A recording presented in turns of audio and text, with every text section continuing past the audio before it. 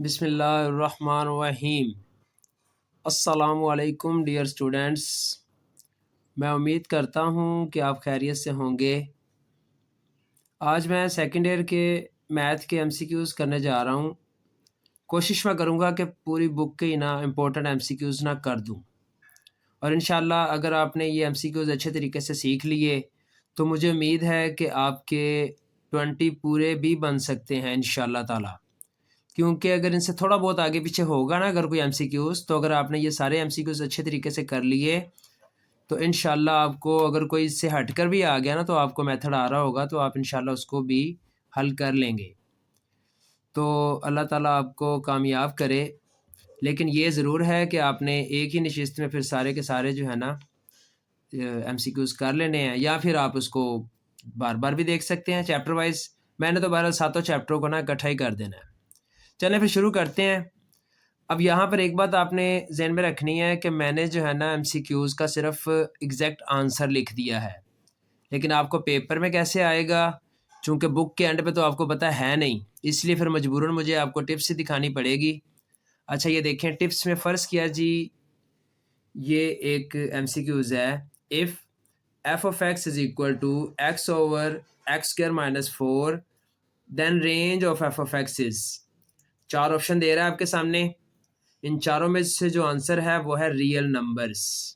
ठीक है बच्चों, अब इसका आंसर, इसकी जो रेंज है वो रियल नंबर क्यों है। ठीक है, ये चीज़ आपने देखनी है कि रियल नंबर असल में होता क्या है। सबसे पहले तो आपको ये पता होना चाहिए कि रियल नंबर कहते किसे हैं। अब यहाँ पर गौर करें, मैं आपको बताता हूँ। ये एक नंबर लाइन है। आपको पता है नंबर लाइन में माइनस अनडिफाइन से लेकर प्लस अनडिफाइन तक हम नंबर लगा सकते हैं। सेंटर में क्या होता है, ज़ीरो। ठीक है बच्चों, तो इस तरफ माइनस की वैल्यूज़ आएंगी और इस तरफ प्लस की वैल्यू, और उनमें इनके सेंटर में जो है ना 1 और 2 के सेंटर में इशारिया की भी जो वैल्यूज़ हैं, जो डिवाइड में हैं, जो स्क्वायर रूट में हैं, सारे के सारे रियल नंबर कहलाते हैं। ठीक है, रियल नंबर में सारे स्क्वायर रूट भी आ जाते हैं। जैसे फ़र्ज़ करें स्क्वायर रूट 3 हो गया, 1/2 हो गया, 0.6 हो गया, ये सारे के सारे रियल नंबर हैं। और वैसे अगर आम गिनती है प्लस की तरफ या माइनस की तरफ, सारे के सारे रैशनल और इर्रैशनल, रैशनल और एंड इर्रैशनल दोनों को अगर हम ऐड कर लेंगे ना तो ये बनते हैं रियल नंबर। अब हमें ये पता होना चाहिए कि रियल नंबर कौन सा नहीं है। तो बच्चों बस सिर्फ एक बात आपने ज़हन में रखनी है, स्क्वायर रूट में वैल्यू माइनस में आ गई तो वो रियल नंबर नहीं है, इसको क्या कहेंगे, आयोटा। ठीक है, स्क्वायर रूट में अगर माइनस का साइन आ गया तो उसको हम फिर वैसे क्या कहते होते हैं, इमेजिनरी। तो इमेजिनरी को छोड़ के बाकी सारे के सारे ही रियल नंबर होते हैं। ठीक है, तो इसका मतलब रियल नंबर तो आपको फिर क्लियर हो गया कि सिर्फ माइनस, स्क्वायर रूट में माइनस ना आए तो बाकी सारे के सारे फिर क्या हैं, रियल नंबर। अब ये देखें, पहला आपका जो क्वेश्चन था वो मैंने आपको वैसे कर भी दिया है। तो वो कह रहा है कि x over x square minus 4 है, तो इसकी रेंज बताएं। रेंज जो है ना बच्चों इसकी क्या है, ऑल रियल नंबर। अच्छा, अगर वो कभी चेंज करके डोमेन पूछ ले तो तब भी इसका आंसर यही रहेगा, ऑल रियल नंबर। ठीक है बच्चों, अब आपको इसमें मसला ना हो कि डोमेन और रेंज किसे कहते हैं। वैसे ये आपने 10th में भी सीखा था, डोमेन और रेंज। तो आपको ये बता दूं कि जब एक्स एक्सिस और वाई एक्सिस लाइंस हों तो एक्स के साथ साथ जो वैल्यूज़ या जो शेप बनती है वो डोमेन होती है। ठीक है, डोमेन जो होती है वो किसके साथ होती है, एक्स एक्सिस के साथ। और रेंज कब बनती है, जब वाई एक्सिस हो। ठीक है बच्चों, जैसे अगर मैं ये शेप बनाऊंगा, फ़र्ज़ किया कि मैं एक्स के ऊपर ही नंबर चल रहे हैं मेरे, तो ये मेरी डोमेन है। और अगर वाई की तरफ, ऊपर की तरफ जा रहा है, थोड़ी सी शेप जो है वो बुलंदी की तरफ जा रही है, तो फिर वो उसकी रेंज हो जाती है। इसीलिए आपको ये पता होना चाहिए कि अगर एक ब्रैकेट में दो वैल्यूज़ हैं, ये आपने ना 10th में सेटों वाले चैप्टर में सीखा था। तो पहली डोमेन होती है और दूसरी रेंज होती है, और हमें ये भी पता है कि पहली x है तो दूसरी y है। ठीक है ना, ये दोनों बातें आपको पता है। ब्रैकेट में पहली चीज़ x होती है और दूसरी y होती है। चलें, अब आपको डोमेन और रेंज का भी मैंने बता दिया है। तो वो कह रहा है कि अगर रेंज पूछ लिया जाए या डोमेन पूछ लिया जाए, दोनों सूरतों में आपने आंसर क्या देना है, ऑल रियल नंबर। अब इससे अगला जो है उसमें भी रेंज पूछ रहा है। अब यहाँ पर आपको थोड़ा सा जो मैंने बात बताई कि अगर स्क्वायर रूट में माइनस का साइन आ गया तो फिर तो मसला हो जाएगा ना, फिर वो रियल नंबर नहीं रहेगा। लेकिन हम ये कह रहे हैं कि इसकी रेंज जो है ना set of all real number होगी। कैसे? या फिर 0 से लेकर अनडिफाइंड तक होगी इसकी रेंज। ठीक है ना, यानी कि जो y का आंसर आएगा वो रियल नंबर में ही आएगा जब इसकी डोमेन क्या होगी, माइनस अनडिफाइंड से लेकर -3 तक। इसको भी देख लें, यानी कि ये एक नंबर लाइन है, 0 -1 -2 -3 1 2 3। चलते चलते ये आपको पता है प्लस का अनडिफाइन हो जाएगा और ये क्या हो जाएगा, माइनस का अनडिफाइन। तो आपका क्वेश्चन क्या है, x² -9। अब ज़रा गौर से देखिएगा, स्क्वायर रूट x² -9। अब यहाँ पर अगर मैं -3 पुट करूँगा ना बच्चों, तो ये हो जाएगा 0। ठीक है ना, आप कैलकुलेटर करेंगे तो क्या आएगा, 0। तो 0 रैशनल रियल नंबर है। ठीक है, रैशनल भी है और रियल भी है। लेकिन अगर मैं -2 पुट करूँगा, ये ज़रा गौर से देख लीजिएगा, -2 मैंने पुट किया ना अगर इसमें फार्मूले में, तो अब क्या आएगा, अब ज़रा गौर करें, ये माइनस तो ख़त्म हो जाएगा ना स्केयर की वजह से, तो ये आ जाएगा 4 -9 यानी कि -5। तो ये तो इमेजिनरी हो जाएगा। इसका मतलब हमें ये जो सेंटर के वैल्यूज़ है ना -2 से लेकर +2 तक, ये हम पुट नहीं कर सकते, क्योंकि इनको पुट करने से हमें आंसर मिलेगा इमेजिनरी और वो हमें नहीं चाहिए।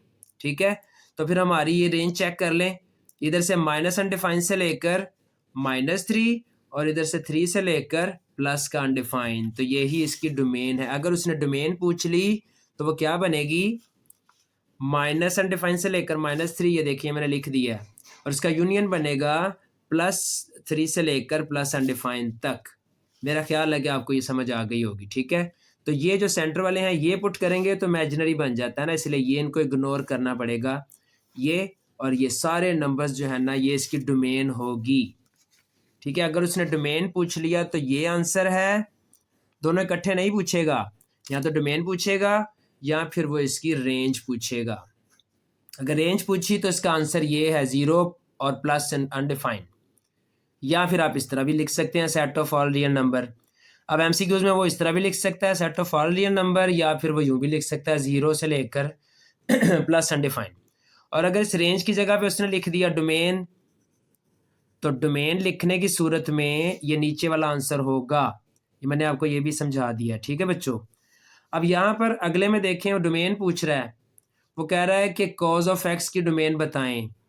तो मज़े की बात आपको मैं बता दूं कि कॉज एक्स हो या फिर साइन एक्स हो, दोनों की जो रेंज है ना, दोनों रियल नंबर होती हैं। दोनों की डोमेन क्या होती है, रियल नंबर। और ये नीचे वाले की भी देख सकते हैं, साइन एक्स की भी डोमेन क्या है, रियल नंबर। डोमेन तो हमने फाइंड कर ली इसकी, रियल नंबर। अच्छा, अगर वो रेंज पूछ ले तो फिर, तो रेंज इसकी होती है -1 से लेकर +1 तक। कॉस की रेंज क्या है, -1 से लेकर +1 तक। ठीक है, और मज़े की बात, साइन की रेंज भी यही है, -1 से लेकर +1 तक होगी। इसकी ये मैंने वैसे शेप बनाई है, अगर आपको इसकी समझ नहीं आ रही तो वैसे आनी तो चाहिए। ये मैंने नंबर यहाँ पे वाई एक्सिस की बजाय ना, ये वाई एक्सिस है। चलो मैं इधर आपको दोबारा बना के दिखाता हूँ, ज़रा ये देखें, ये आपका वाई एक्सिस है। ठीक है बच्चों, तो वाई एक्सिस में हमने क्या, और ये एक्स एक्सिस है, ये 0 पॉइंट है, ये 0.5 है, ये 1 है, और ये आ गया -0.5 और ये -1। और ये आपका डोमेन वाला एक्स एक्सिस है और ये आपकी रेंज का एरिया है। तो वो कह रहा है कि ये बस 1 से नीचे आ जाता है और -1 से फिर ऊपर चला जाता है। ये इस तरह से मूव करता रहता है, किस किस के लिए, साइन एक्स और कॉज एक्स, दोनों की रेंज जो है वो 1 से लेकर -1 तक ही होती है। रेंज आपको मैंने बताया कि वाई एक्सिस वाली लाइन को ही कहते हैं। तो -1 से लेकर +1 तक साइन भी और कॉस भी उनकी रेंज होती है। क्लियर हो गया? तो ये बच्चों रेंज मैंने लिख दिया कि रेंज अगर आपसे पूछ लेगा तो -1 से +1, उसकी भी -1 से +1, यानी कि कॉस और साइन दोनों की रेंज सेम है। और मज़े की बात, डोमेन भी सेम है, रियल नंबर। ठीक है बच्चों। अब इसका अगला क्वेश्चन है, फार्मूला आ गया। फार्मूले में आप देखें sine hyper of x e power x minus e power minus x over 2, ये फार्मूला है। अब इस पर मैं कोई बात नहीं करूंगा, ये तो आपको याद करना पड़ेगा। कॉस हाइपर हो जाए तो फिर दरम्यान में प्लस आएगा और कोई फ़र्क नहीं है, देख लें नीचे ऊपर दोनों में प्लस आएगा। और हाँ, ये मैं मच इंपॉर्टेंट ही आपको करवा रहा हूँ, हालांकि इसके अलावा भी हाइपर के तो और हैं, बाकी 4 भी हैं, टेंजेंट को टेंजेंट, सीकन को सीकन, लेकिन वो नहीं मैं कर रहा। जो इंपॉर्टेंट वो पूछता है ना, मैंने वही दिए हैं। आप यही करेंगे इंशाल्लाह, आपको पक्का एमसीक्यूज ना ज़्यादा से ज़्यादा एमसीक्यूज के नंबर आ जाएंगे। हाइपर में भी साइन और कोस को ज़्यादा पूछता है, तो साइन हाइपर इनवर्स में ना ये इसका फार्मूला है log of x plus square root x square plus 1, और कोस हाइपर इनवर्स का वही है, लेकिन स्क्वायर रूट के अंदर साइन माइनस हो जाएगा। ये फार्मूले हैं, ठीक है, ये आपकी बुक में मौजूद हैं। अच्छा, इसके बाद आपने सैंडविच थ्योरम तो देखा ही है, पहले चैप्टर में सैंडविच थ्योरम आप लोगों ने किया होना है कि लिमिट लग जाए अगर थीटा अप्रोचेस टू 0 और साइन थीटा हो और उसके नीचे थीटा ही हो तो हम उसको कह देते हैं इक्वल टू 1। ये प्रूफ भी पड़ा हुआ है, ठीक है, सैंडविच थ्योरम का। तो आप इसी थ्योरम के जो है ना तहत ये 3 किस्म के एमसीक्यूज जो है ना वो यूज़ कर लेता है। पहला जो है वो यूज़ करता है sine a x over sine b x. तो साइन ए एक्स और बी एक्स में गौर से देखें, अगर आप इसे सॉल्व करेंगे तो एक्स के साथ आपको क्या नज़र आ रहा है, ऊपर ए और नीचे बी, बस यही आपका आंसर है। एक्स को छोड़ के, साइन को छोड़ के ए बी, ये आपका आंसर होगा एमसीक्यूज में, ठीक है बच्चों। इधर गौर करें, थीटा के साथ क्या है 7, तो 7 ही आपका आंसर है। हाँ, ये अगर स्क्वायर आ गया तो फिर मसला हो जाएगा और इसको फिर हम सॉल्व करेंगे। साइन स्क्वायर थीटा है ना, sine square theta over theta है, तो इसको हम यूं कर सकते हैं साइन थीटा ओवर थीटा अलग कर लें और एक साइन थीटा अलग कर लें। ये तो सैंडविच थ्योरम पूरा बन गया ना, तो ये तो 1 हो जाएगा। लेकिन यहाँ पे जब थीटा की जगह 0 पुट करेंगे तो वो तो 0 हो जाएगा और वो साथ वाले को भी क्या कर देगा 0। तो जब भी स्क्वायर आ गया तो आपने फिर 0 को पुट करना है। अब ये तीनों को गौर से देख लें, ए ओवर बी 7 डायरेक्ट आ गया और यहाँ पर साइन स्क्वायर आ गया तो फिर 0 आंसर आएगा। ये तीनों मैंने आपको बता दी है। आगे देखें, अब ये चूंकि आपका जो है ना बच्चों ये क्वेश्चन है, ये 1.1 एक्सरसाइज का ना तकरीबन 7वां सवाल है। उस सवाल के भी कभी कभी ना एमसीक्यूज बना देते हैं। वो कह रहा है एक्स इक्वल टू 80 स्क्वायर और y is equal to 280 parametric equations हैं, तो इनका आंसर क्या आएगा पैराबोला। तो पैराबोला का फार्मूला क्या है, y square is equal to 4ax। अच्छा, यहाँ पर पैरामीट्रिक का मैं आपको बता दूं कि पैरामीट्रिक इक्वेशंस कौन सी होती हैं। अब आप गौर करें तो हम ज़्यादातर 2 वेरिएबल यूज़ करते हैं, एक्स और वाई। अगर हम टी और थीटा को थर्ड वेरिएबल के तौर पर इस्तेमाल करेंगे तो ये दोनों वेरिएबल पैरामीट्रिक इक्वेशन कहलाते हैं। इसके साथ ही आपकी ये डेफिनेशन भी क्लियर हो गई। अगर वो कह दे डिफाइन पैरामीट्रिक इक्वेशन, तो टी और थीटा जो है ना थर्ड वेरिएबल के तौर पर अगर हम इसे इस्तेमाल करते हैं एक्स और वाई के अलावा, तो फिर ये पैरामीट्रिक इक्वेशन होगी। जैसे सेकंड चैप्टर में आप चेन रूल लगाते हैं ना, तो वहाँ पर अक्सर थीटा या टी का इस्तेमाल हम करते हैं। तो इसका आंसर आपने देख लिया, y square is equal to 4ax, अगर वाई इज इक्वल टू 280 और एक्स इक्वल टू 80 स्क्वायर आ गया। अगला देखें, x equal to a second और y is equal to b 10, ये भी क्वेश्चन ही है और ये 7वां सवाल ही है, ये भी उसी का दूसरा पार्ट है। तो इसका भी आंसर जो आंसर है ना वही उसने दे दिया, हाइपरबोला बन जाता है x square over a square Y square over b square, centre में माइनस है, इक्वल टू 1। तो डायरेक्ट फिर अट्टा लगाना पड़ेगा। जब आप ये क्वेश्चन करेंगे तो फिर आपको समझ लग जाएगी। अब इसका 11वां एमसीक्यूज करने जा रहा हूँ, ये भी प्रूव है, आपको पता है कि ये थ्योरम पड़ा हुआ है। तो थ्योरम असल में क्या था, ये 1 + 1 ओवर n होल की पावर n, तो हम उसकी जगह पे ई लिख देते हैं, ठीक है बच्चों। अब यहाँ पर गौर करें कि n 1 ओवर n था, तो हम उसकी जगह पे क्या लिख सकते हैं n। अब ये एक बात देखें, 1 + 1 ओवर n था तो होल की पावर n था, तो हमने लिख दिया e। लिमिट तो जो भी लगी हुई है ना, लिमिट उसकी एक्स अप्रोचेस टू अनडिफाइंड है, वो तो लगी हुई है। अच्छा, अगर फ़र्ज़ करें अंदर जो है वो सिर्फ n आता है ना, तो पावर में फिर रेसिप्रोकल होना चाहिए। अंदर 1/n है तो पावर n होगी, और अगर अंदर n है तो बाहर 1/n होगा, तो फिर भी e बन जाता है। और अगर n की जगह पे x आ जाए, ऐसे आ जाए x और बाहर 1/x, फिर भी e बन जाएगा। ठीक है, तो यहाँ पर देखें एक चीज़ हमने सीखी कि अगर जो चीज़ अंदर है बाहर उसका रेसिप्रोकल होना चाहिए। अंदर डिवाइड में है तो बाहर बगैर डिवाइड के। तो ये गौर से देखें, 1 + 2h था तो बाहर 1/h है, तो फिर बाहर तो हमें चाहिए 2h है ना, तो 2h का रेसिप्रोकल होता है 1/2h। तो ये 2 से मल्टीप्लाई और 2 से डिवाइड मैंने कर दिया। अब ज़रा गौर कीजिएगा, 1 + 2h और ये 1/2h तो मैं इधर ही रहने दूंगा, तो ये जो ऊपर वाला 2 है ये मैंने बाहर ले गया। गौर से देखें, लिमिट नहीं मैं लगा रहा। अब ये अंदर 2h है तो बाहर उसका रेसिप्रोकल है। ठीक है, ये 2 मैंने खुद मल्टीप्लाइंग और डिवाइड कर लिया ना, तो ये पूरा क्या बन गया, ये पूरे का पूरा ई बन गया और बाहर स्क्वायर, तो ये उसका आंसर है ई²। ठीक हो गया बच्चों, लें जी ये भी इसका आंसर आ गया। आगे कह रहा है जी पेरीमीटर, ये भी 1.1 का क्वेश्चन ही है, मेरा ख्याल है शायद दूसरा तीसरा सवाल है, उसके 3 पार्ट्स हैं। तो ये क्वेश्चन ही है, पेरीमीटर पी जो है ना square as a function of its area is, तो इसका 4 स्क्वायर रूट ए है, ये आपको याद आ जाएगा, आपने किया होना पहला चैप्टर। उसके बाद ये जो है इसको गौर से देखें, इसमें वो क्या कह रहा है, कह रहा है साइन एक्स और कॉज एक्स अगर हो तो फिर आप बताएं कि ये जो है ना इवन और ऑड बताएं, इवन बताएं या ऑड बताएं कि ये इवन है या ऑड है। ये फंक्शन के बारे में हमें बताएं, साइन ऑफ एक्स और कॉज ऑफ एक्स इवन है कि ऑड है। तो आपको पता होगा कि इवन ऑड जो है ये भी आपका 1.1 में ही पड़ा हुआ है। बड़ा इजी क्वेश्चन है। साइन एक्स और कॉज एक्स हम क्या करते हैं, एक्स की जगह पे -x रख के चेक करते हैं। हमने दोनों जगह पे -x रख के चेक किया, तो आपको पता है साइन का माइनस ख़त्म नहीं होता, कॉज का माइनस ख़त्म हो जाता है, ये तो आप फर्स्ट डे में सीख के आए हुए हैं। अब अगर माइनस कॉमन निकालने से, माइनस कॉमन निकाला मैंने, माइनस कॉमन निकालने से हमारा क्वेश्चन वापस आ जाए तो हम कह देते हैं ये ऑड है। क्वेश्चन तो वापस नहीं आया, देखें प्लस था तो यहाँ पे क्या आ गया माइनस, ये पूरा क्वेश्चन तो वापस नहीं आया।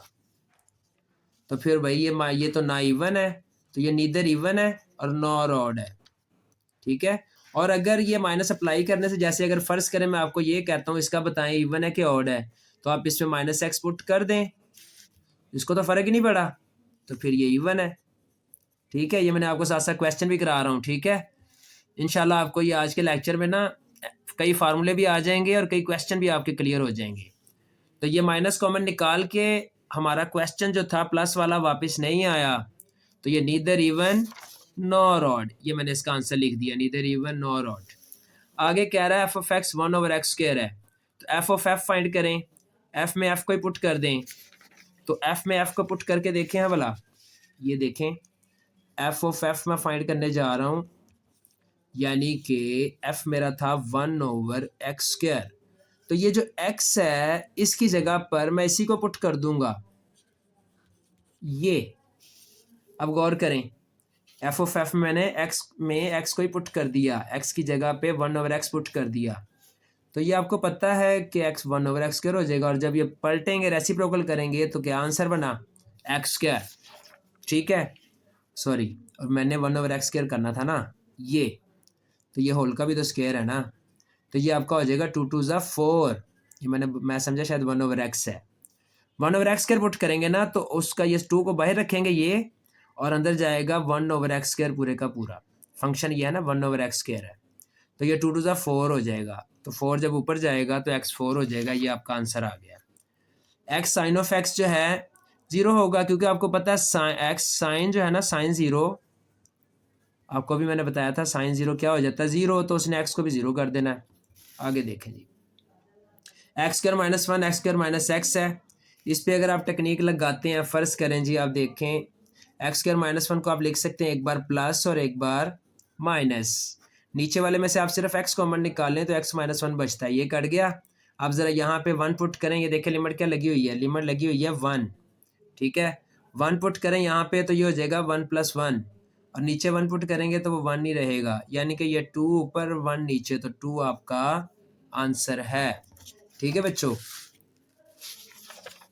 ले जी बच्चों यहाँ तक था आपका पहला चैप्टर। अब जो आपका चैप्टर शुरू करने जा रहा हूँ मैं वो है आपका सेकंड चैप्टर, ठीक है, चैप्टर नंबर 2। उसका नाम तो आपको आता ही होगा।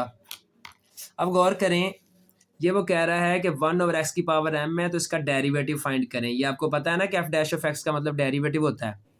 तो इसको ऊपर लेके जाएंगे, अगर आप फर्ज करें तो इसको ऊपर ले गए तो इसकी पावर हो गई माइनस, इस पे पावर रूल लगा दें, पावर नीचे उतरी, पावर में से एक लेस कर दें तो आंसर आ गया। देखें आपके सामने है, ठीक है, पावर रूल लगा है और इसके साथ ही आपका आंसर बन गया। इसको देखें गौर से। अब इसके लिए यहाँ पे जगह नहीं है तो चलो मैं इसको यहाँ पे कर लेता हूँ अपने इस पेज पे। इसको गौर से देखें, 1/x + 1 था ना, अगर मैं इसको ऊपर ले जाऊँ तो क्या हो जाएगा, 1 + x की पावर -1 बटे के नीचे है ना, 1 + x ऊपर जाएगा तो उसकी पावर क्या हो जाएगी, -1। इस तरह की फॉर्म थी ना। ये देखें, जब नीचे कोई पावर ना हो तो 1 होती है, तो ऊपर जाके -1 हो गई, इस पे भी पावर रूल लगेगा, फिर डेरिवेटिव इसका लेंगे तो क्या आएगा, पावर नीचे उतरेगी और पावर में से एक लेस किया जाएगा तो क्या बना, 1 + x की पावर -2। ऐसा भी आंसर वो दे सकता है और कभी कभी वो चेंज कर देता है, उसको पावर माइनस है ना तो बटे के नीचे जाके प्लस हो जाएगी। दोनों आंसर आ चुके हैं, ठीक है। वो इसका मतलब ये फिर 2 दफ़ा आ चुका है एमसीक्यूज। इस तरह भी इसने 1 दफ़ा आंसर दिया है, 1 दफ़ा उसने इस तरह दिया है, तो फ़र्क तो कोई नहीं है, पावर माइनस ही नीचे जाके प्लस हो गई। अच्छा जी, अगला देखें, उसमें क्या कह रहा है जी, कह रहा है y² और x² = a² है तो डेरिवेटिव फाइंड करें।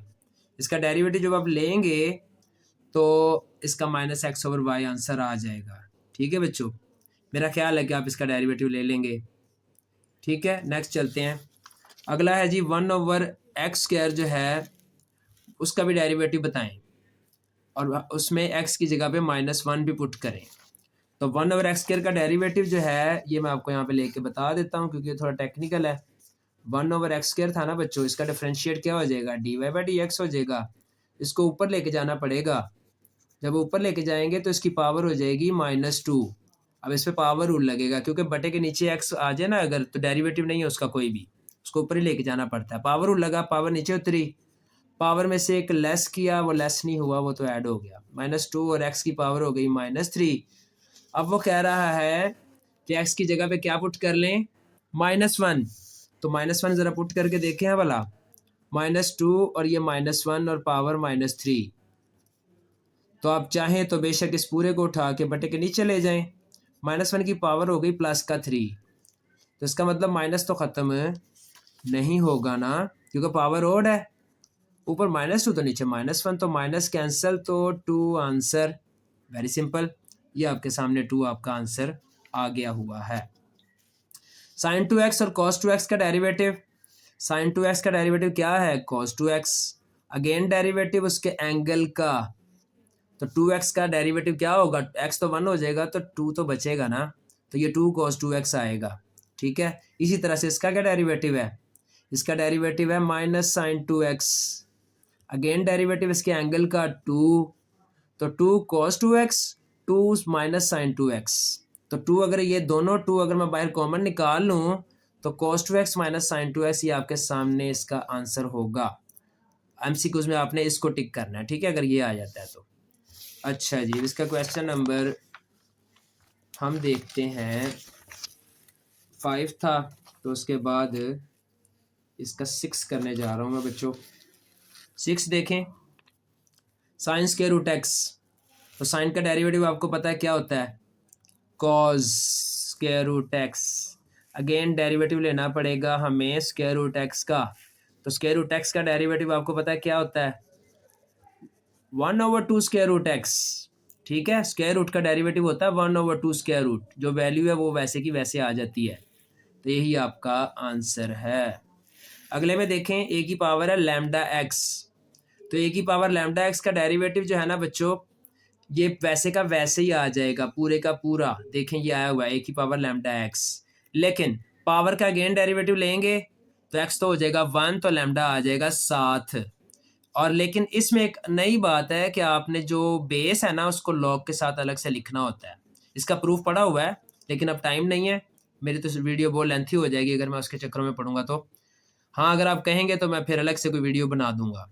तो ये गौर कर लें दोबारा से, ये पूरे का पूरा वैसे ही आएगा। ये सेंटर में लिखा हुआ है, पावर का अगेन डेरिवेटिव लिया तो x 1 हो जाएगा, तो लैम्डा बचा, ये शुरू में लिख दिया, और बेस को लॉग के साथ भी लिखना है। ये चीज़ हो गई। अच्छा अगर आपको इस तरह कह दिया जाए तो फिर भी क्या होगा, ए एक्स जो है वो पूरे का पूरा आ गया, और ए को लॉग के साथ लिखना है, और एक्स का डेरिवेटिव आपको पता है 1 होता है, तो इसलिए मैंने वो लिखा नहीं। तो ये ले मैंने लिख दिया आपकी खातर। तो ये बच्चों हो गया लॉग ऑफ ए।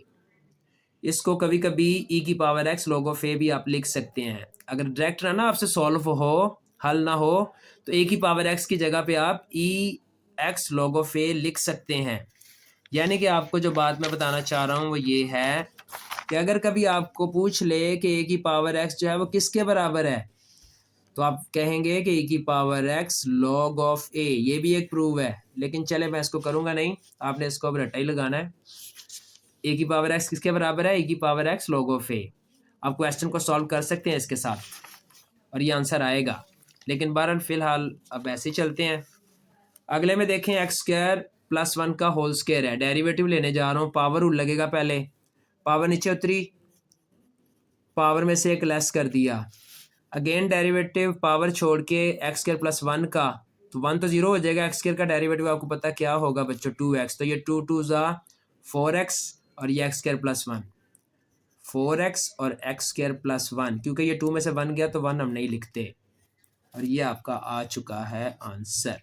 ठीक है बच्चों, टेन का डेरिवेटिव आपको पता है सीकेंड स्क्वायर होता है, सीकेंड स्क्वायर एक्स स्क्वायर, क्योंकि एक्स ये तो एंगल का स्क्वायर है ना, ये तो आएगा ही। फिर अगेन डेरिवेटिव एंगल का क्या होगा, गौर से देखें, एक्स स्क्वायर का क्या होगा 2x, तो यही तो आंसर है। देखें 2x second square x square, गौर से देखते जाएं, ये मैं आपको डेरिवेटिव भी सिखाई जा रहा हूँ साथ साथ। अब ये एफ ऑफ एक्स और साइन ऑफ एक्स, ये प्रोडक्ट रूल आपको आता ही होगा। दो वैल्यूज़ हों तो आप कैसे प्रोडक्ट रूल लेते हैं, first derivative of second plus second derivative of first, यही है ना प्रोडक्ट रूल। तो यही लगा हुआ है यहाँ पे। फर्स्ट आपका एफ ऑफ एक्स है वो वैसे लिख दिया, डेरिवेटिव ऑफ साइन का क्या होगा कॉज, क्योंकि उसने आंसर तो डायरेक्ट ही देने हैं ना। साइन का आपको पता है डेरिवेटिव कॉज होता है, सेंटर में प्लस आता है, फिर साइन वैसे का वैसे, और एफ ऑफ एक्स को एफ डैश ऑफ एक्स कह दिया।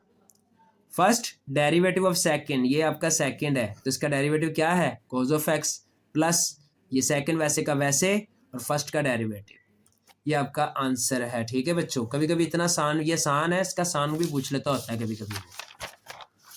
आगे देखें जी, जल्दी जल्दी, कोट का ये तो अब फार्मूले हैं, ये तो क्या मैं आपको बताऊं, माइनस का सीकेंड स्क्वायर है, ये तो बताने वाला नहीं था। हाँ इससे अगला थोड़ा टेक्निकल है, log of E 5 of x. तो गौर से देखें इसका आंसर क्या आ रहा है 1 ओवर एक्स। अच्छा अगर आपको मैं ये, वैसे इस किस्म का क्वेश्चन आ जाए ना तो ये चेन रूल से होता है, लेकिन मैं ना इसको डायरेक्ट भी कर देता होता हूँ। ज़रा गौर से देखिएगा, ये आपने 9-10 में सीखा हुआ है, इसको ज़रा गौर से आप देखेंगे ना तो आप हैरान हो जाएंगे और परेशान हो जाएंगे। Log base E 5 of x, ठीक है बच्चों। अगर मैं इसको लिख दूं लॉग 5 ऑफ एक्स, और ये जो बेस है उसको नीचे अलग से लॉग के साथ लिख दूं, तो लॉग का डेरिवेटिव क्या होता है 1 ओवर सारी वैल्यू, ठीक है। अगेन डेरिवेटिव 5x का क्या आएगा 5, क्योंकि x तो 1 हो जाएगा, और ये डिवाइड के नीचे थी लॉग ऑफ ई, आपको पता है लॉग ऑफ ई चाहे नेचुरल हो चाहे दूसरा हो 1 हो जाता है। तो ये 5 से कट गया, तो 1 ओवर एक्स तो डायरेक्ट ही आपको नज़र आ रहा होगा। ठीक है बच्चों, ये मैंने आपको सॉल्व कर दिया है, तो 1 ओवर एक्स आपका आंसर है। ये मैंने साइड पे लिख भी दिया है कि लॉग बेस में ई आ जाए तो उसकी जगह पे आप नेचुरल लॉग लिख सकते हैं। कभी भी आपको लॉग बेस में ई मिल जाए तो आप उसकी जगह पे नेचुरल लॉग लिख के क्वेश्चन को सॉल्व कर सकते हैं। ठीक है, ये नीचे तो वैसे ही था, मैंने ये सॉल्व करने के लिए ज़रा ना रखा था, करने लगा था लेकिन जगह नहीं थी, इसलिए मैंने फिर छोड़ दिया। ये बात बड़ी इंपॉर्टेंट है, ये आपका एमसीक्यूज अलग से भी बन सकता है कि log base E of x, इसको इस तरह पढ़ते हैं ना, log base E of x, तो किसके बराबर है नेचुरल लॉग ऑफ एक्स। आगे वो कह रहा है कि जी 3 माइनस स्क्वायर रूट एक्स का डेरिवेटिव लें। अच्छा जी, और फिर 1 पुट कर दें एक्स की जगह पे, तो ये देखें हैं भला क्या होता है, ज़रा चेक कर लेते हैं हम। 3 माइनस स्क्वायर रूट एक्स का डेरिवेटिव लेना है, तो डेरिवेटिव डायरेक्ट ही ले रहा हूँ, मैं सारे वो फॉर्मेलिटीज़ नहीं मैं कर रहा जो डिफरेंशिएट और ये वो। 3 आपको पता है कांस्टेंट है, 0 हो जाएगा। स्क्वायर रूट मैंने आपको भी बताया कि 1/2 स्क्वायर रूट हो जाता है। ठीक है बच्चों, तो ये 1/2 स्क्वायर रूट तो आ गया, ये 0 ख़त्म हो गया, -1/2 स्क्वायर रूट आया। अब वो कह रहा है कि इन्वर्स डेरिवेटिव में 1 पुट कर दें, x की जगह पे क्या पुट कर दें, 1। तो ठीक है, ये मैंने 1 पुट कर दिया, प्लस का ही 1 पुट करना है। तो ये -2 और अंडर रूट में जब 1 पुट किया ना तो बच्चों अंडर रूट का बेड़ा गर्क हो गया, वो तो कुछ बचा ही नहीं, आपके सामने ही है फिर। ठीक है, -1/2 बचा, तो ये आपका आंसर है। अब यहाँ पर वो कह रहा है कि अंडर रूट जो है ना 1 - x स्क्वायर है, तो derivative sine inverse x plus cos inverse x, ये सारे का सारा ही क्वेश्चन उसने दिया हुआ है, तो इसका आंसर क्या है, 0। अब यहाँ पर इसको गौर से देखें, मैं कोशिश करता हूँ आपको साइन इनवर्स का डेरिवेटिव अगर आपको याद है तो वो है 1/√1 - x स्क्वायर, सेंटर में साइन क्या है, प्लस, ठीक है, और कॉज इनवर्स का होता है -1/√1 - x स्क्वायर, दोनों में सिर्फ माइनस का ही फर्क है। ठीक है, और बाहर क्या चल रहा है, √1 - x स्क्वायर, वैसे का वैसे, क्योंकि उसका डेरिवेटिव नहीं लेना ना। अब इनको अगर आप गौर से देखेंगे ना तो नीचे वाली रकमें सेम है, तो ऊपर आ गया, ऊपर वाले भी वैसे के वैसे ही आ जाएंगे, एलसीएम तो आपको आता ही होना है, ये वैसे का वैसे ही आ गया। तो ये तो मज़े की बात कि ये तो हो गया फिर 0, 0/समथिंग 0, और ये बाहर वाला फिर बचेगा, ये भी 0 हो जाएगा, तो 0 ही बचना है ना फिर। ये देखें ऊपर 0 आ गया तो नीचे वाला 0 नहीं, 0 तो ऐसे भी कट कर सकते हैं हम, लेकिन ऐसे कट नहीं, हाँ हो रहा है, ऐसे भी कट हो रहा है क्योंकि स्क्वायर था, ऐसे भी कट कर दें, नहीं करना तो 0/समथिंग 0, तो वो 0 ने इसको भी 0 कर दिया, तो ये पूरे का आंसर फिर क्या बना, 0। अब ये कॉट स्क्वायर 2x को ज़रा गौर से देखें, इसका डेरिवेटिव लेंगे तो कॉट पहले पावर रूल लगेगा, पहले क्या लगेगा, पावर रूल। इसको भी यहीं पे कर देता हूँ, ज़रा देखें, क्वेश्चन था आपका कॉट स्क्वायर 2 पावर नीचे उतरी, पावर में से एक लेस हो गया, 2 - 1, अगेन डेरिवेटिव कॉट का आपको पता है माइनस कोसिकेंट स्क्वायर होता है, माइनस कोसिकेंट स्क्वायर 2 आ गया, फिर अगेन डेरिवेटिव 2 का, तो वो खाली 2 बचेगा, मैं अपडेट कर रहा हूँ, तो ये गौर करें, 2 × 2 = 4, माइनस का साइन बेशक शुरू में लिख लें, कॉट 2x बचा, ये अब 2 - 1 तो ख़त्म हो जाएगी ना पावर, और साथ आ गया कोसिकेंट स्क्वायर 2x, ये आपका आंसर है, -4 cot 2x cosecant square 2x। ठीक है बच्चों, मैंने आपको सॉल्व करके दिखा दिया और ये इसका आंसर बनेगा।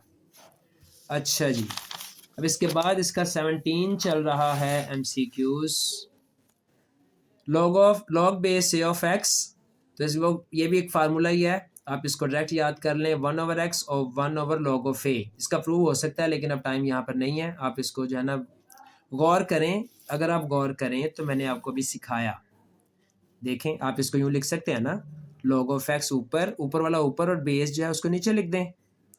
अच्छा जी, चलें आप इसको डायरेक्ट थोड़ा सा जुगाड़ तो लगाना ही पड़ता है, log ऑफ x का आपको पता है 1/x हो जाएगा ना, और अगर मैं ये log ऑफ a को बाहर निकाल लूँ तो ये आ तो गया 1/x log ऑफ a, दोनों आ रहे हैं आपके सामने ही है, ये यहाँ पे नज़र नहीं आ रहा तो मैं नीचे लिख देता हूँ, देखें ये log ऑफ a मैंने बाहर निकाल दिया, और log ऑफ x का डेरिवेटिव, log का मतलब आपको पता है 1/, होता है ना, लें डायरेक्ट ही आ गया ये तो लेकिन हाँ ये ज़रूर है कि वो नेचुरल में कन्वर्ट कर गया है क्योंकि उसकी बेस में था ना ये, इस वजह से ना, तो ये आपने बस ध्यान में रखना है कि आज का 1/x log ऑफ a है नेचुरल में कन्वर्ट करके, तो ये जुगाड़ आपने ध्यान में रखना है इस तरह का। आगे देखें, एक्सपोनेंशियल का डेरिवेटिव आपको पता है वही होता है, तो वैसे ही आ गया, एक्सपोनेंशियल की जो पावर थी उसका अगेन डेरिवेटिव लें, h को कांस्टेंट के तौर पे ट्रीट करेंगे 0 हो जाएगा, और x का 1 होता है, तो वो 1 फिर काउंटेबल नहीं है, तो वह बस वही आ गया इसका डेरिवेटिव। हाँ अगर इस तरह की बात आ जाए कि e ऑफ साइन x का डेरिवेटिव है, e की पावर साइन x का, तो वही आ जाएगा, लेकिन पावर का अलग से डेरिवेटिव लेना पड़ेगा ना, तो साइन का क्या होता है, कॉज ऑफ x, ये भी आ चुका है MCQs। ठीक है, इसके आगे बच्चों इन्वर्स के फार्मूले हैं, साइन इन्वर्स मैंने आपको भी बताया 1/√1 - x square, cause inverse minus हो जाता है, बस वही है, ऊपर वाले देख लें। टेन इन्वर्स क्या है, 1/1 + x स्क्वायर, और कॉट इन्वर्स वही है, साइन बस माइनस हो गया, ये फार्मूले हैं, ये आपने रख लेने हैं। मैक्लॉरिन सीरीज जो है उसका भी ये फार्मूला एक किस्म का समझें, f of zero plus x आ जाता है और फिर derivative zero f of zero, फिर ये दो लाइनों का मतलब सेकंड डेरिवेटिव ऑफ ज़ीरो, और यहाँ पे एक्स है, यहाँ पे एक्स का स्क्वायर हो जाएगा, और अगर आप इससे अगला भी लिखना चाहें तो वो क्या होगा, एक्स का क्यूब हो जाएगा और नीचे 3 का फैक्टोरियल हो जाएगा, और 3 लाइनें लग जाएंगी कि तीसरा डेरिवेटिव चलता ही जाएगा बस ऐसे। ये मैक्लॉरिन सीरीज़ का फार्मूला है, इसको भी आपने जो है ना वो याद रखना है, ये भी एमसीक्यूज़ में पूछ लेता है वो, और इसका नाम क्या है, मैक्लॉरिन सीरीज़, बस ये आंसर है इसका। और साइन हाइपर इनवर्स का ये भी फार्मूला है 1/1 + x square. Cos hyper inverse का बस साइन में फ़र्क और जगह भी फ़र्क आ गई है, एक्स स्क्वायर पहले आ गया और -1। टेन हाइपर इनवर्स का क्या होगा 1/1 - एक्स स्क्वायर। ये तीनों एमसीक्यूज़ में आ चुके हैं। अगर आपको फार्मूले सारी बुक के आते हैं ना तो यकीन करें 10 के नंबर आपके वैसे ही फ्री में आपको मिल जाएंगे। फार्मूले पक्के ज़रूर करें, ये आपके सामने फार्मूले ही हैं सारे, ठीक है बच्चों। 21 हो गए इसके एमसीक्यूज़ और इसके साथ ही ये चैप्टर क्लोज हो गया है। आगे चलते हैं चैप्टर नंबर 3 पे। चैप्टर नंबर 3 में देखें, इस पहले फार्मूले लिख रहा हूँ मैं सारे, ये तकरीबन आपका ना चैप्टर 3.1 के बाद ना फार्मूले लिखे हुए हैं। तो इंटीग्रेशन है सीकेंट एक्स का log of secant x plus ten x, sine x का माइनस कोज एक्स। यहाँ पे ये बात गौर कीजिएगा कि इंटीग्रेशन ना डेरिवेटिव का उलट होता है ना, तो कॉस का डेरिवेटिव हमने क्या सीखा था, कॉस का डेरिवेटिव था माइनस साइन एक्स, यहाँ पे उल्टा है, साइन का इंटीग्रेशन है माइनस कॉस ऑफ एक्स। वहाँ पे कॉस माइनस साइन था, यहाँ पे साइन माइनस कॉस है, उल्टा चल रहा है ना, ये एक दूसरे का रेसिप्रोकल है, इंटीग्रेशन और डेरिवेटिव एक दूसरे का इन्वर्स प्रोसेस है। तो साइन का माइनस कॉस है और कॉस का साइन है, ठीक है। सीकेंट स्क्वायर टेन है, और अगर आप टेन का डेरिवेटिव लेंगे तो सीकेंट स्क्वायर है, याद आ रहा है ना आपको, डेरिवेटिव सीखे हुए ना, तो यहाँ ये इनका डेरिवेटिव लेंगे तो ये आंसर आ जाएंगे, और इनका इंटीग्रेशन लेंगे तो ये आंसर आ जाएंगे। तो 1/cos स्क्वायर का भी इस तरह भी वो पूछ लेता है कभी कभी ना। अब इसका मतलब ये फिर 2 दफ़ा आ चुका है एमसीक्यूज। सीकेंट स्क्वायर पूछेगा तब भी यही है, और अगर 1/cos स्क्वायर पूछे तो आपको पता तो है कि 1/cos स्क्वायर क्या होता है, सीकेंट स्क्वायर, तो उसका फिर वही आंसर होगा ना, टेन एक्स ही होगा, और साथ सी लिखा होता है। सीकेंट और टेन आ जाए ये भी जो है ना फार्मूला ही है, सीकेंट एक्स आ गया। और मज़े की बात यह है कि डेरिवेटिव एक्सपोनेंशियल का भी वही होता है और इंटीग्रेशन भी वही है, देखें आपके सामने ही है। लेकिन एक चीज़ इनमें रखनी है कि पावर जो है ना वो उसको जो है ना बटे के नीचे लिखते हैं, लेकिन इसकी पावर का जो है गेन जो है ना वो क्या आएगा, 1 आएगा, इसलिए इसको छोड़ दिया। एक्सपोनेंशियल को आप ऐसे ही जेन में रख लें, रट्टा लगाएं कि वही आएगा, डेरिवेटिव भी इंटीग्रेशन भी। ए की पावर एक्स आ गई तो क्या आया जी, ए की पावर एक्स लॉग ऑफ ए। अब यहाँ पे मैं आपको एक चीज़ दिखाना चाह रहा हूँ, ज़रा आप तवज्जो कीजिएगा, गौर से देखें। ए की पावर एक्स का जब डेरिवेटिव लिया था तो क्या आया था, ए की पावर एक्स खुद ही आ गया था, लॉग ऑफ ए मल्टीप्लाइंग में था। अगर डेरिवेटिव लें तो लॉग ऑफ ए मल्टीप्लाइंग होता है, अगर इंटीग्रेशन लें तो लॉग ऑफ ए डिवाइड होता है। काम तो वही है, गौर से देखें, यहाँ पर भी तो 2 ही चीज़ें थी, ए ऑफ एक्स लॉग ऑफ ए, ऐसे ही है ना, डेरिवेटिव में भी वही है, इंटीग्रेशन में भी वही है, लेकिन वहाँ पे लॉग ऑफ ए डिवाइड में है। और 1/x का आपको पता है कि इंटीग्रेशन मौजूद है, लॉग ऑफ एक्स, ये भी आपने ज़हन में रखना है। और अगर ए की power lambda x plus mu आ जाए तो तब भी वही होगा, पूरे का पूरा आ जाएगा, ये भी एक्सपोनेंशियल की तरह ट्रीट करता है ना, लेकिन थोड़ा सा फ़र्क होता है। तो ए लैम्डा ऑफ एक्स है प्लस म्यू है, तो ये नीचे लॉग ऑफ बेस का अलग से लॉग आएगा, और जो एक्स के साथ कोएफिशिएंट होगा वो भी अलग से आएगा, ठीक है। इनको आप पक्के कर लीजिएगा। टेन का इंटीग्रेशन क्या है, लॉग ऑफ सीकेंट एक्स। अब यहाँ पे आपको पता है कि इंटीग्रेशन आपने अगर सीखा हुआ है, नहीं सीखा तो आप सीख जाएंगे, इसमें पावर प्लस लगेगा। पावर प्लस क्या होता है बच्चों, कि जो जब तक पावर एक्स है, यहाँ पर भी अगर गौर करें ना, एक्स है ना, पावर 1 है, तो आप उसकी पावर को पावर में 1 ऐड कर दें और उसके डिवाइड में भी पावर प्लस फार्मूला लग जाता है। इसको आप सॉल्व करेंगे तो 3/2 बनेगा, नीचे भी सॉल्व करेंगे तो 3/2 बनेगा। लेकिन एक चीज़ अपने ज़हन में रखनी है, एक्स के साथ जो वेरिएबल होगा ना, जो भी वेरिएबल होगा वो अलग से नीचे आएगा, डिवाइड में आएगा। तो वो फिर उसने क्या किया, इसको अगर आप गौर करें तो 2x + 3 की पावर ऊपर तो बन गई 3/2, नीचे बन गई 3/2, तो ये 2 से कैंसिल हो गया, तो इसीलिए डिवाइड में आपको 2 नज़र नहीं आ रहे, वो कैंसिल हो चुके ना। बस ये लीनियर में आपने ज़हन में रखना है कि पावर प्लस लगता है, इसको भी ब्रैकेट में एक्स आ जाए, उसकी पावर जो मर्जी हो आप पावर प्लस लगा सकते हैं, +1। ठीक है, डेरिवेटिव में -1 होता है और इंटीग्रेशन में +1 होता है, लेकिन वो डिवाइड में भी होगा, ऊपर भी होगा। नीचे वाला भी यही है, पावर प्लस है। तो यहाँ पर देखें 3/2 का पावर प्लस लगाएंगे तो क्या हो जाएगा, 5/2 ये आ गया। डिवाइड में भी 5/2 आएगा। तो 5/2 जो है ना डिवाइड में जब आएगा, ये मैं आपको यहाँ पे हल्का सा बता देता हूँ, a-2x की पावर 3/2 +1, नीचे भी 3/2 +1, लेकिन x के साथ गौर से देख लें क्या नज़र आ रहा है, -2, तो वो अलग से आएगा ना फिर। तो आपका ये अगर आप सॉल्व करेंगे तो ऊपर हो जाएगा 5/2, नीचे हो जाएगा 5/2 और बाहर पड़ा हुआ -2, तो ये 2 से कैंसिल हुआ बच्चों, 2 से, तो डिवाइड में -5 बच रहा है ना, तो वही डिवाइड का -5 आ गया, देख लें। ठीक है, ये देख लें डिवाइड में -5 बच रहा है ना, तो ऊपर 5/2 है, तो वही बचा है आपका डिवाइड में, ये गौर से देख लें, -5 और ऊपर 5/2, ये आपका आंसर है। अच्छा जी, इंटीग्रेशन को हम अब लेकर चल रहे हैं आगे। देखें इसका question number MCQs number 4। MCQs number 4 में देखें x² + 1, तो ये जो है ना बच्चों उसको डेफिनेट इंटीग्रल लगा हुआ है। अगर आप इसको गौर से देखें तो इसका इंटीग्रेशन क्या होगा, अगर मैं डायरेक्ट कर दूं तो पावर प्लस लगेगा ना, तो 3/3 हो जाएगा। और 1 का इंटीग्रेशन क्या होता है, x होता है। इसको अगर मैं अलग से इंटीग्रल लगा दूं 2 1, इसको अलग से लगा दूं 2 1, तो ये x की जगह पे 2 पुट करें है वाला, 2 की पावर 3 माइनस, फिर x की जगह पे ये 1 पुट करें, 1 की पावर 3, और डिवाइड जो है वो दोनों का इकट्ठा ही है।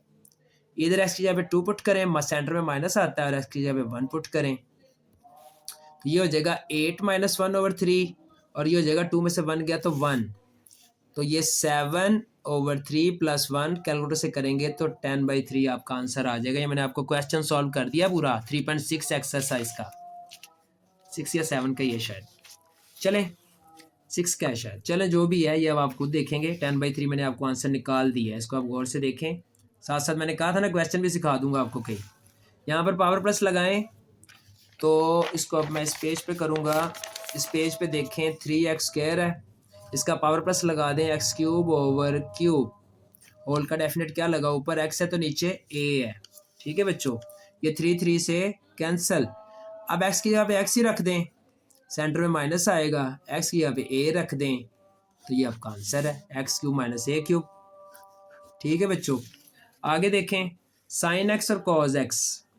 ये अब आपका वो रूल है कि जब आगे आप फार्मूला पढ़ा हो, यानी कि डेरिवेटिव पढ़ा हो फंक्शन का, ये आप सीख जाएंगे जब आप अगर इंटीग्रेशन किया तो फिर आपने सीख लिया होगा। अगर फंक्शन का डेरिवेटिव आगे पढ़ा हुआ है ना, तो आप कह सकते हैं कि भाई ये फंक्शन जो है ना इस पे पावर प्लस हम लगा लेंगे, 1 + 1 ओवर 1 + 1। तो साइन का डेरिवेटिव आगे पढ़ा तो हुआ है cos of x, ठीक है, तो साइन को पावर प्लस लग जाएगा, ये कैंसिल हो जाएगा। साइन को पावर प्लस लगा तो 2/2, क्योंकि 1 + 1 की सूरत में साइन की इस वक्त पावर 1 है ना, तो 1 + 1 2, और डिवाइड में भी 2 आ गई, ये आपका आंसर है। ये भी एक फार्मूला है। एक्सपोनेंशियल लगा हो और ब्रैकेट में दो वैल्यूज़ हों, उन दोनों में से एक दूसरे का डेरिवेटिव हो, यानी कि ये भी एक फार्मूला है। अब ये देखें, अगर आपको एक्सपोनेंशियल दिया हुआ है और एक फंक्शन है और प्लस हो रहा है उसका डेरिवेटिव, तो डेरिवेटिव ख़त्म हो जाएगा, एक्सपोनेंशियल और फंक्शन आपका आंसर होगा। ठीक है, ये भी आपका इंटीग्रेशन में आप सीखेंगे। तो यहाँ पे गौर करें, साइन का डेरिवेटिव कॉस था, उसने उल्टा किया हुआ है ना, क्योंकि कॉस का तो माइनस साइन होगा, तो फिर माइनस का साइन तो है कोई नहीं, इसलिए हम साइन को फ़र्ज़ करेंगे कि ये हमारा f(x) है, तो ये इसका f'(x) है, तो फिर e(x) के साथ कौन आएगा, sin of x, ये आपका आंसर है। आगे cos 2x/2, तो cos का डेरिवेटिव आपको बताया है कि साइन होता है, लेकिन एंगल जो है ना उसके साथ जो भी वैल्यू होगी x के साथ वो डिवाइड में आएगी। ठीक है, जैसे यहाँ पर देखें साइन का आपको पता माइनस कॉस, अभी पीछे बताया था माइनस कॉस हो गया, x के साथ क्या था 3, तो वो नीचे अलग से आएगा। ठीक है बच्चों, इंशाल्लाह ताला आपके जो है ना, अगर आपने ये चैप्टर नहीं भी किया ना, तो आपका बहुत कुछ जो है ना वो मैं आपको सिखाने जा रहा हूँ। अब आगे देखें, ये भी फार्मूला है आपका 1/1 + x² का इंटीग्रेशन लेंगे ना तो टेन इनवर्स आएगा। अगर आपको याद हो तो मैंने आपको बताया था डेरिवेटिव टेन इनवर्स का डेरिवेटिव क्या है, 1/1 + x²। ये पीछे अगर आप वीडियो करके देखेंगे तो ये मैंने बताया है। तो फिर इसका इंटीग्रेशन यही होगा ना, ये दोनों एक दूसरे के ही होते हैं। तो 1/1 + x² की जगह पे क्या लिख सकते हैं, टेन इनवर्स। एक्सपोनेंशियल में अगर कोई पावर में कोई अजब सी चीज़ आ जाए तो उसका आगे अगर डेरिवेटिव पड़ा हो तो वही आ जाता है। ठीक है, जैसे ये गौर करें, e⁻x है तो उसके आगे x का डेरिवेटिव पड़ा हुआ है जो हमें नज़र नहीं आ रहा, 1 ना, तो हम क्या कहते हैं, एक्सपोनेंशियली आंसर है +c। तो यहाँ पर भी sin x का डेरिवेटिव क्या है, cos of x, यानी कि सिचुएशन इस तरह की है, e⁻f(x) है और उसके सामने उसका डेरिवेटिव पड़ा हुआ है, ये भी फार्मूला है, तो सिर्फ f(x) ही बचेगा e⁻ में। ठीक है, ये ख़त्म हो जाएगा, तो ये cos of x तो ख़त्म हो जाएगा, तो बस आपका e⁻sin x बच गया। अब क्यूब है, इस पे पावर रूल आप खुद लगाएंगे, ये मैंने आपको डेफिनेट इंटीग्रल 2-3 कर दिए पीछे, तो 20 आंसर आएगा इंशाल्लाह ताला। पावर प्लस लगाएंगे ना, तो पावर प्लस में आपको पता है x⁴/4 हो जाएगा, तो 3 भी पुट करेंगे, -1 भी पुट करेंगे ना आप, तो 20 आएगा इंशाल्लाह। आगे 2/x + 2 है, तो हमें ये पता है कि अगर डिवाइड में x आ जाए उसका इंटीग्रेशन है, क्या है जी, उसका इंटीग्रेशन है log of x। और अगर x + 1 2 भी आ जाए ना बच्चों, लीनियर फॉर्म का हमें आंसर वही देगा, log of x + 2। जब तक के नीचे पावर 1 से बड़ी ना हो हम log लगा सकते हैं। आपको कोई भी कह दे log of x + 5 1/x + 5 का बताएं, तो आप इसका कह दें log of x + 5, बस बात खत्म, log लग गया इसको। तो ये x + 2 को log लग गया ना, तो 2 ऊपर वाला तो वैसे का वैसे ही आएगा, नीचे वाले को log लग गया, बात खत्म। आप इसको इस तरह भी लिख सकते हैं, ये 2 आपको पता है पावर में आ जाता है, ये आपने 9th क्लास में सीखा था कि पावर को पहले लिख सकते हैं हम, याद आ रहा है कुछ आपको, पावर इस तरह, वो इस तरह भी आंसर, इसका मतलब ये भी 2 दफ़ा आ चुका है MCQs। ये जो मैंने 2-2 दफ़ा लिखे हैं ना, ये 2-2 दफ़ा आ चुके हैं, ये बात ज़हन में रखें। इस तरह भी एक दफ़ा उसने आंसर दिया है, एक दफ़ा इस तरह दिया है। अब ये यहाँ पे स्क्वायर आ गया, तो स्क्वायर जब भी आ जाए ना तो फिर हमारे ज़हन में ये वाला फार्मूला आता है टेन इनवर्स का। x का स्क्वायर आ गया तो टेन इनवर्स के बारे में सोचना शुरू कर दें कि इसको टेन इनवर्स कैसे बनाएं। तो टेन इनवर्स का फार्मूला बच्चों वेरी सिंपल, ये मैंने फार्मूला लिख दिया, अगर डिवाइड में x² आ जाए प्लस या प्लस कोई वैल्यू हो तो आप ये फार्मूला लगाते हैं, 1/कांस्टेंट tan inverse variable over constant. अब इसको गौर से देखिएगा ज़रा, लो जी 1/x² + 9 था ना, इसको अगर मैं इस तरह लिख लूँ 1/x² + 3 का स्क्वायर, तो 1/कांस्टेंट, इन दोनों में से कांस्टेंट क्या है 3, तो 1/3 आ गया। फिर मैं लिखूंगा टेन इनवर्स, क्या लिखूंगा, टेन इनवर्स, ये मैंने लिख दिया। अब वेरिएबल इन दोनों में से क्या है, x है, कांस्टेंट क्या है 3, तो बच्चों वही आपका आंसर आएगा। फिर आप क्या करोगे, इस पे डेफिनेट इंटीग्रल पुट कर दोगे। चले मैं आपको ये कर ही देता हूँ, 1/3 टेन इनवर्स x/3 में मैंने डेफिनेट इंटीग्रल पुट कर दिया, क्या है जी वो 3 और 0, ये देखें आपके सामने है, ऊपर 3 लिखूंगा नीचे 0 लिखूंगा, तो ये x की जगह पे जब मैं लिखूंगा ना 3, तो वो 3 से कैंसिल हो जाएगा, और जब मैं यहाँ पे 0 रखूंगा तो फिर तो वो ख़त्म ही हो जाएगा, उसको बेशक आप ना भी करें वो 0 ही आंसर आएगा। तो ये 3 से कैंसिल हो गया, तो आपको पता होना चाहिए कि टेन इनवर्स 1 का आंसर क्या होता है, π/4, 45 आएगा ना, तो π/4, ये नीचे 4 3 12 हो जाएगा रेडियन फॉर्म में ना, π/12 आपका आंसर है। ये बात आपने ज़हन में रखनी है, इसको गौर से देखें, ये मैंने आपको क्वेश्चन ही सॉल्व कर दिया पूरा, इंपॉर्टेंट क्वेश्चंस भी इसमें शामिल हैं। नीचे वाले का अब आप खुद देख लें, वैसा ही तो है। अब ज़रा आप अगर गौर से देखें, मैं आपसे पूछूं तो ये नीचे मैंने आंसर पे ना हाथ रख लिया है, मैं चाह रहा हूँ आप मुझे बताएं 1/कांस्टेंट, तो ए हमारा कांस्टेंट है तो 1/a आ गया, टेन इनवर्स लिख दिया, जब भी x का स्क्वायर आ जाए तब ऐसा करना है, ठीक है। वेरिएबल क्या है x over c for constant a, तो ये आपका आंसर है। देखें इसको पक्का करेंगे ना तो आपके कई सवाल भी पक्के हो जाने हैं, ठीक है। इसको बच्चे कई जो है ना वो जो प्रॉब्लम का शिकार हो जाते हैं, लेकिन इंशाल्लाह आपका ना ये पक्का हो जाएगा। अच्छा जी, आगे देखें बच्चों, हम इसका 14 करते हैं। अच्छा जी, ये भी एक फार्मूला है। अगर एक फंक्शन नीचे है, उसका ऊपर डेरिवेटिव है, तो उस फंक्शन को हम लॉग लगा देते हैं। क्या कर देते हैं? लॉग लगा देते हैं हम उस फंक्शन को। ठीक है बच्चों, तो ये आप गौर करेंगे कि ई पावर एक्स प्लस वन का ऊपर डेरिवेटिव मौजूद तो है। देखें, वन का डेरिवेटिव क्या होता है? ज़ीरो। और ई ऑफ एक्स का ई ऑफ एक्स ही है ना, तो नीचे वाले का डेरिवेटिव ऊपर मौजूद है, तो नीचे वाले को लॉग लग गया, बस इतनी सी बात है। साइन स्क्वायर एक्स जो है वो किसके बराबर है? साइन स्क्वायर एक्स बच्चों बराबर है 1 - cos 2x/2। या फर्स्ट ईयर में 10वें चैप्टर में आप सीख के आए ये फार्मूले। ठीक है, साइन स्क्वायर एक्स का इंटीग्रेशन नहीं है, तो इसकी जगह हम क्या करेंगे? 1 - cos 2x/2 लिखेंगे। ठीक है, अब वन का इंटीग्रेशन आप 1/2 तो आप बाहर निकाल देना, ये वो जो डिवाइड में 2 है ना उसको बाहर निकाल दें। वन का इंटीग्रेशन आप अलग से ले लें और cos 2x का इंटीग्रेशन आप अलग से ले लें, तो वन का इंटीग्रेशन क्या होगा? x। ठीक है, और cos 2x का इंटीग्रेशन क्या होगा? sin 2x। और जो एंगल के साथ, जो x के साथ जो वैल्यू है वो डिवाइड में अलग से आएगी, तो ये 2 2 ज़ा 4 और वो x के नीचे 2 अलग से आ गया। लो जी, इतनी सी बात है। ये देखें, ये फिर इसके बाद यही तो आएगा। अगर 1/2 अंदर मल्टीप्लाइंग करेंगे तो ये आपका आंसर बन जाएगा। ठीक है, ये फिर वही आ गया जो मैंने आपको बताया था। कॉस का डेरिवेटिव क्या होगा? माइनस साइन ना, तो इस दफ़ा आपका ई पावर एक्स और कोस एक्स आएगा, ये आपका कैंसिल हो जाएगा। ये आपका आंसर आ गया। आगे देखें, आगे वो कह रहा है कि अगर एक्स के साथ ई एक्स स्क्वायर मल्टीप्लाइंग कर दिया जाए कि पावर एक्स एक्स की पावर 2 मल्टीप्लाइंग कर दिया जाए तो इसका इंटीग्रेशन बताएं। ये आपको पता है कि इसके ऊपर बाई पार्ट्स जो है ना वो फिर आप लगा सकते हैं।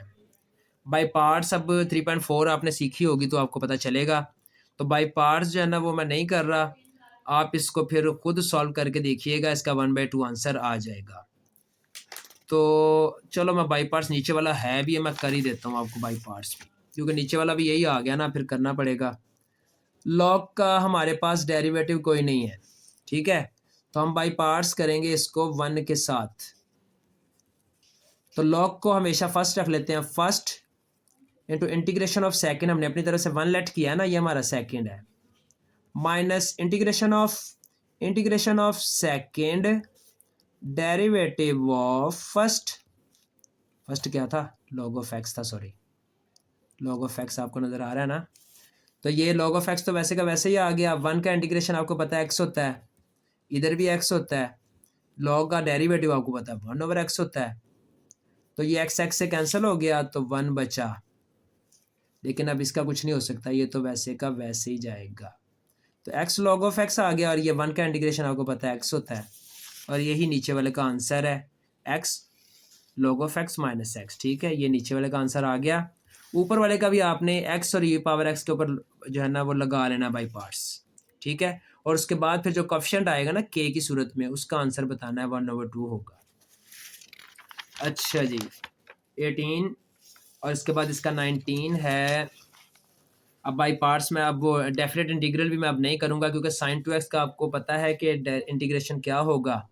-cos 2x/2, और ये इंटीग्रल आप लगा लेंगे π/4 0। कैलकुलेटर आपके पास है, इसको पुट करेंगे तो आपके पास 1/2 आंसर आ जाएगा। अगला भी डेफिनेट है, साइन का डेरिवेटिव आपको पता है माइनस कॉस होता है, ये भी ऊपर भी किया, लेकिन अब एक्स के साथ 1 है तो अब बेशक आप ना 1 डिवाइड में 1 ना लिखें, 1 की खैर है। तो इस पर आप लगाएंगे जब π0 तो आपको आंसर मिल जाएगा 2। ये मैंने बल्कि कर ही दिया हुआ है, माइनस को बाहर निकाल दिया, cos x की जगह पे मैंने पाई लिख दिया, सेंटर में फार्मूले का माइनस, और फिर अगली बार 0 लिख दिया। cos 0 आपको पता 1 होता है, और cos 180 जो है, पाई को 180 कहते हैं ना, वो भी -1 होता है, तो ये -2 आ गया, तो माइनस माइनस प्लस, और ये आपका 2 मैंने बल्कि कर ही दिया ये साइड पे।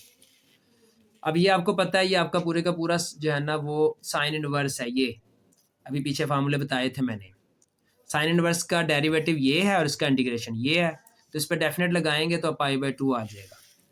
अगला जो है ये पूरे का पूरा सीकेंड इनवर्स है, क्योंकि सीकेंड इनवर्स का डेरिवेटिव ये है, ये एक दूसरे के रेसिप्रोकल चल रहे हैं। अगला a की पावर x स्क्वायर आ गया, तो ये गौर करें, x जो था ना साइड पे पड़ा हुआ, मैंने अपनी तरफ से 2 से मल्टीप्लाइंग 2 से डिवाइड कर दिया।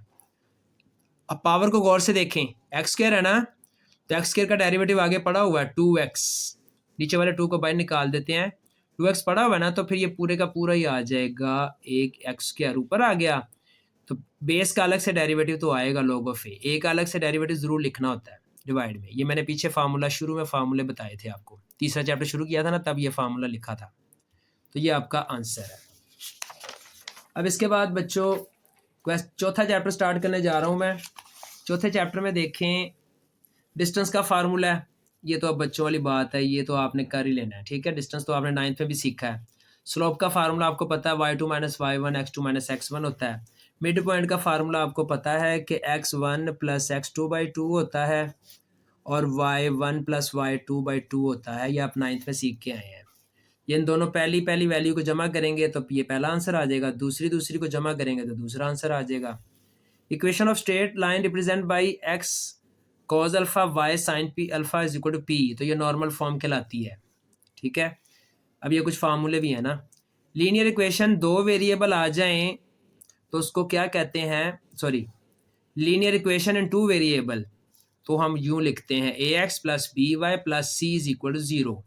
और वैसे लीनियर इक्वेशन आपको पता है जो हम छोटी क्लासेस से सीखते हुए आ रहे हैं, ax plus B is equal to 0, ठीक है ना। क्वाड्रेटिक भी आपको आती है, लीनियर भी आपको ये वाली आपने सीखी हुई है। लेकिन इक्वेशन की अब आप सेकेंड ईयर में सीख रहे हैं, वो है ax plus B Y plus c. ये जब आपने इक्वेशन बनानी है चौथे चैप्टर में तो तब आपको यह सामने आएगा इंशाल्लाह। तो वो कह रहा है कि एंगल जो है ना बिटवीन द लाइंस, इक्वेशन क्या है ax square plus 2hxy plus by square is equal to 0। अब आपको पता है ये कौन सी इक्वेशन है। अब आपको ये बच्चा ना कह दे कि ये क्वाड्रेटिक है, पावर 2 है, नहीं बच्चों। जब दो वेरिएबल चल रहे हों तो फिर उस इक्वेशन का नाम होता है होमोजीनियस इक्वेशन, होमोजीनियस इक्वेशन, ठीक है। और होमोजीनियस इक्वेशन में एंगल फाइंड करने के लिए जैसे ये tan थीटा है वो किसके बराबर है, 2 square root h square minus A B over a plus B, ठीक है। tan थीटा किसके बराबर है, उसको हम यूं भी लिख सकते हैं m1 plus m2 over 1 minus m1 m2। एक ये भी तरीका है स्लोप्स फाइंड करके tan थीटा फाइंड हो जाता है, और एक ये भी तरीका है। अगर क्वाड्रेटिक तरीके से चलेंगे तो फिर ये है, और अगर स्लोप्स के तरीके से चलेंगे तो फिर ये है। ये अब जब आप चौथा चैप्टर करेंगे ना तो आपको समझ लग जाएगी। अब जी इसका 7वां MCQs करने जा रहा हूँ मैं, जल्दी बस अब हमारा मुश्किल काम निकल चुका है। तो वो कह रहा है जी पॉइंट्स है -5 -2 और ये पॉइंट्स दिए गए हैं, तो डायमीटर फाइंड करें। ये भी बच्चों पूरा 4.1 का ना 7वां के 8वां क्वेश्चन है, ये आप ज़रूर कर लेंगे, मुझे पता है बहुत ईजी है, इंपॉर्टेंट भी है। स्ट्रेट लाइन पैरेलल और टू एक्स एक्सिस आ जाए तो उसकी स्लोप क्या होती है। आपको ये बात बता दूं मैं, ज़हन में रखिएगा कि अगर आपको हॉरिजॉन्टल लाइन मिल जाए तो इसकी स्लोप है 0। इसको स्ट्रेट लाइन भी कहते हैं पैरेलल टू एक्स एक्सिस। और अगर आपको वर्टिकल लाइन मिल जाए, जिसको वर्टिकल भी कहते हैं और पैरेलल टू वाई एक्सिस भी कहते हैं, तो इसकी स्लोप होती है अनडिफाइंड, जिसको 1/0 भी कह सकते हैं हम। तो यहाँ पर वो कह रहा है कि स्ट्रेट लाइन है पैरेलल टू एक्स एक्सिस है, तो भाई इसकी स्लोप फिर क्या है, 0। और नीचे वो कह रहा है कि वाई एक्सिस के बराबर हो तो फिर अनडिफाइंड है। आगे कह रहा है equation horizontal through the point 7 - 9। तो ये तो आजकल 9th क्लास के बच्चे कर रहे हैं, आपको तो आना ही चाहिए। फिर ये आपका पॉइंट है x1 और ये है y1। फार्मूला है जी y माइनस y1 m और मल्टीप्लाइंग हो रहा है x माइनस x1। गौर से देखिएगा, ये आपका y माइनस y1 क्या है आपका -9। ये क्वेश्चन है 4.3 का एक क्वेश्चन है, ये मैं आपको करके दे रहा हूँ। हॉरिजॉन्टल का मतलब मैंने आपको अभी बताया एक्स एक्सिस, यानी कि उसकी स्लोप फिर ये ऊपर बताई है मैंने हॉरिजॉन्टल की 0, तो उसकी स्लोप फिर 0 लिख देते हैं। और x माइनस x1 की जगह पे क्या लिखूंगा 7, तो ये तो सारा एरिया 0 हो गया। तो ये क्या बचा आपके पास y प्लस 9, तो फिर उस हिसाब से ठीक ही तो आंसर आया y माइनस 9। और अगले में वो क्या कह रहा है इंटरसेक्शन। बच्चों जब भी इंटरसेक्शन कह देना तो आपने 10th क्लास में 2.7 एक्सरसाइज की थी साइमल्टेनियसली। दो इक्वेशनें ऊपर नीचे रख के x और y की वैल्यू निकालते हैं, ये आपकी x की वैल्यू है, ये आपकी y की वैल्यू है। ये लेंथी है, अब ये मैं यहाँ पे नहीं कर सकता। हाँ अगर आप कहेंगे तो कमेंट्स में तो मैं फिर अलग से कर दूंगा। अब इसका 11वां है जी स्लोप बतानी है जी। स्लोप हमने बतानी है परपेंडिकुलर लाइन की। पहली बात इक्वेशन में से स्लोप निकालनी आपको सिखा देता हूँ। -4y + 5 = 0। इसकी स्लोप का फार्मूला है -x का कोफिशिएंट ओवर y का कोफिशिएंट। अब गौर से देखें, माइनस फार्मूले का है, x का कोफिशिएंट क्या है 3, y का कोफिशिएंट क्या है -4, तो फिर वो तो आ गया 3/4। ठीक है बच्चों। लेकिन जब उसको परपेंडिकुलर करते हैं ना, तो परपेंडिकुलर में फार्मूला लगता है एक स्लोप दूसरे स्लोप का रेसिप्रोकल होती है और इन्वर्स हो जाती है। तो क्या मतलब हुआ, फिर साइन चेंज कर दो, इसका कर दिया, इसका रेसिप्रोकल कर दो 4/3, तो ये आपका आंसर आ गया। ठीक है, -4/3। ये आपको बताया सेमी सर्कल का एंगल, ये मैंने लिख दिया 90 होता है, π/2 होता है। इंक्लिनेशन जो है ना, ज्वाइनिंग इन पॉइंट्स को करेंगे अगर आप, तो इससे आप स्लोप निकालेंगे और फिर आप जब वो फार्मूला लगाएंगे tan थीटा का, तो फिर आपको मिल जाएगा 90। थीटा फाइंड करेंगे 90 डिग्री आ जाएगा। आगे कह रहा है स्लोप ऑफ लाइन, इसकी स्लोप फिर बतानी है, तो ये मैंने लिख दिया फार्मूला -x कोफिशिएंट और y कोफिशिएंट। x कोफिशिएंट आपको नज़र आ रहा है, वो है 3 और y का -2 है, तो वो फिर ये वाला माइनस और ये वाला माइनस कैंसिल हो जाएंगे, तो 3/2 आपका आ जाएगा। स्लोप इंटरसेप्ट फॉर्म कौन सी होती है, ये आप 9th में भी सीख के आए हैं, 8वें चैप्टर में, y = mx + c। y coordinate of any point जो है ना, x एक्सिस पर 0 होता है, ये आपके सामने ही है।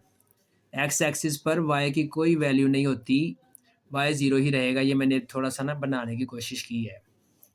x एक्सिस पर y 0 होता है और y एक्सिस पर x 0 होता है, ये तो सिंपल सी बात है।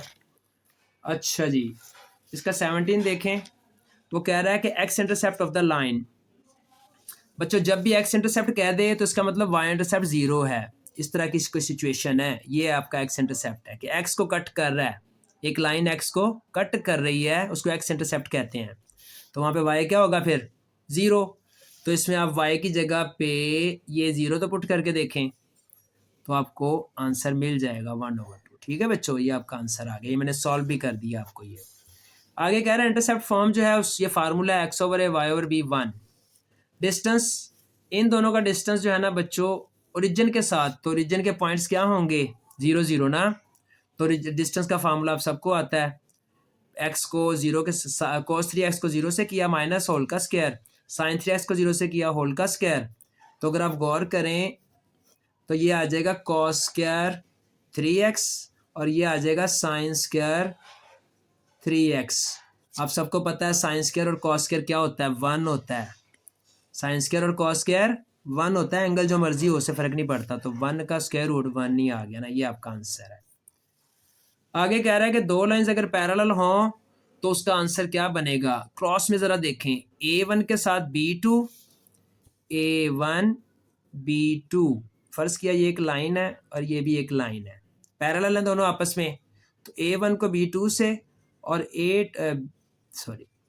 A2 को B1 से, क्रॉस में A1 के साथ आ गया B2, ये आंसर में देख लें, माइनस A2 के साथ आ गया B1। ठीक है, यहाँ पे 1 आना था। लो जी, ये आपका आंसर है। आगे देखें जी चैप्टर नंबर 5, और ये तो बहुत इजी चैप्टर है बच्चों। चैप्टर नंबर 5 में देखें कि वो कह रहा है कि अगर x की जगह 5 पुट कर दें तो फिर इनमें से कौन सा सोल्यूशन ठीक है। इसमें आपको मज़े की बात बताऊं, इसके ना आप इनइक्वालिटी को गौर से देखें। पहला ग्रेटर है, दूसरा लेस, तीसरा लेस, चौथा लेस। जो मुख्तलिफ है वही आंसर है, जो सिंगल होगा ना वो आंसर है। 3 लेस के हैं और 1 ग्रेटर का है, तो बस ये ग्रेटर वाला आपका आंसर है। अगले में कह रहा है फिजिबल सोल्यूशन।